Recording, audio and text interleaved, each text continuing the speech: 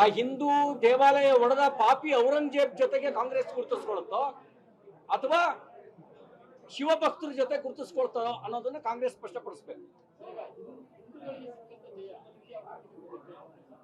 ನೋಡಿ, ಸತ್ಯಕ್ಕೆ ಯಾವತ್ತೂ ಜಯನರಿ. ಸತ್ಯ ಯಾವತ್ತೂ ಸೋಲಕ್ ಸಾಧ್ಯನೇ ಇಲ್ಲ. ಸತ್ಯಕ್ಕೆ ಯಾವತ್ತೂ ಜಯನೇ. ಸತ್ಯ ಗೆಲ್ಲೇಬೇಕು, ಅದು ಜಗದ ನಿಯಮ. ಕುರುಕ್ಷೇತ್ರ ಯುದ್ಧದಲ್ಲಿ 11 ಅಕ್ಷಯಣಿ ಸೈನ್ಯ ಇದ್ದಂತ ಕೌರವರು ನಾಶ ಆದ್ರು. ಸತ್ಯದ ಪರವಾಗಿ ಧರ್ಮದ ಪರವಾಗಿದ್ದಂತ ಪಾಂಡವರು ಗೆದ್ರು. ಹಾಗಾಗಿ ಸತ್ಯ ಗೆಲ್ಲೇಬೇಕು. ಅಸತ್ಯದ ಪರ ಯಾರೇ ನಿಂತರು ಅವ್ರು ನಾಶವಾಗಿ ಹೋಗ್ತಾರೆ. ಕಾಂಗ್ರೆಸ್ ಅಸತ್ಯದ ಪರ ನಿಂತ್ಕೊಳ್ತು, ಹಾಗಾಗಿ ರಾಜಕೀಯವಾಗಿ ನಾಶವಾಗಿ ಹೋಯ್ತು. ದತ್ತಪೀಠವು 100% ಹಿಂದೂವೇ, ಹಿಂದೂ ದೇವಾಲಯವೇ ದಾಖಲೆಗಳಲ್ಲಿ. ನಾನು ಹಿಂದೂ ಅಂದ್ಕೊಳ್ಳೋ ಸತ್ಯ ಎತ್ತಿಡಿಲಿ.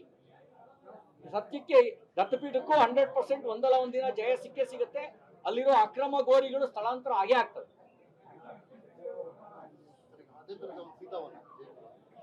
ಅಂತವ್ 100 ಇದಾವೆ.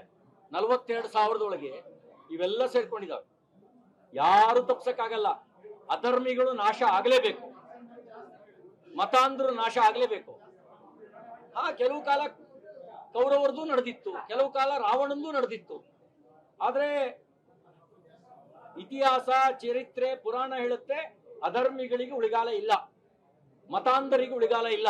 ಅವ್ರ ನಾಶವಾಗಲೇಬೇಕು. ಈಗ ಅವರವರ ಹೊಡೆದಾಡಿಕೆಯನ್ನು ಸಾಯ್ತಿಲ್ವಾ? ಅಲ್ಲೇನು RSS ಇದೆಯಾ?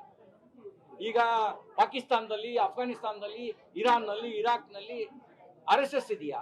ಅವರವರೇ ಹೊಡೆದಾಡ್ಕೊಂಡು ಸಾಯ್ತಿದ್ದಾರೆ. ಯಾಕೆಂದ್ರೆ ಮತಾಂಧತೆ ಅದು ನಾಶವಾಗಲೇಬೇಕು.